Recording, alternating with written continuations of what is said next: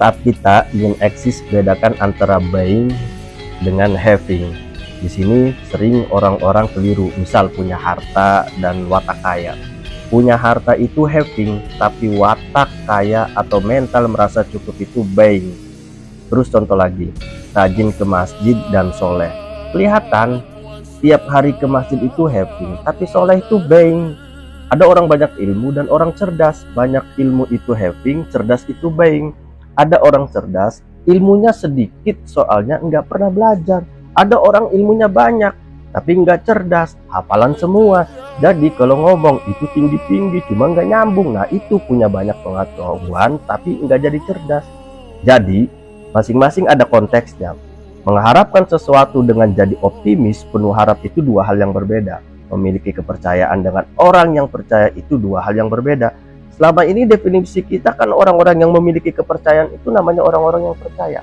Tapi enggak begitu, beda. Kita mungkin punya kepercayaan, tapi ada kepercayaan yang tidak kita percayai, ada kepercayaan yang kita sendiri enggak percaya, tapi ada dalam diri kita koleksi kepercayaan itu. Misal tentang Yesus, tentang Buddha, tentang agama-agama yang lainnya, itu kan kita tahu ada kepercayaan-kepercayaan dalam diri kita, tapi yang kita percaya cuma Allah. Itu kan beda. Dan modus hidup kita, modus versi percaya pada Allah, bukan yang lainnya. Nah itu namanya buying atau menjadi, beda dengan having atau memiliki. Buying atau menjadi sesuatu itu perilaku jiwa, kalau having atau memiliki itu berjarak dari jiwa. Biasanya ada objeknya. Kalau buying itu objeknya diri kita sendiri. Jadi eksis itu buying, menjadi sesuatu.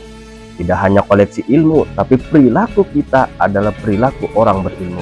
Kayak kita kan mengerti banyak sekali kebaikan dalam pikiran kita, tapi yang jalan kan beberapa. Nah, yang jalan itu adalah buying, dan yang hanya jadi koleksi itu having. Pemahaman model buying dan having ini di tengah masyarakat kita malah membuat kita belajar tentang bagaimana memiliki sesuatu. Padahal harusnya pemahaman itu membuat kita belajar untuk melepas sesuatu. Kenapa? Karena kita hidup yang sejati itu justru akan ketemu kalau kita belajar melepaskan. Kita selalu belajar untuk memiliki sesuatu, padahal untuk bisa eksis seharusnya ada kebebasan. Dan untuk bebas, kita harus berani melepaskan, bukannya memiliki. Kenapa harus melepaskan? Karena kita harus melampaui. Kayak anak kecil aja, harus melepaskan air susu ibunya untuk naik kelas bisa minum dari segelas sendiri. Kalau enggak, akan menyusut terus sampai besar. Repot. Ada level.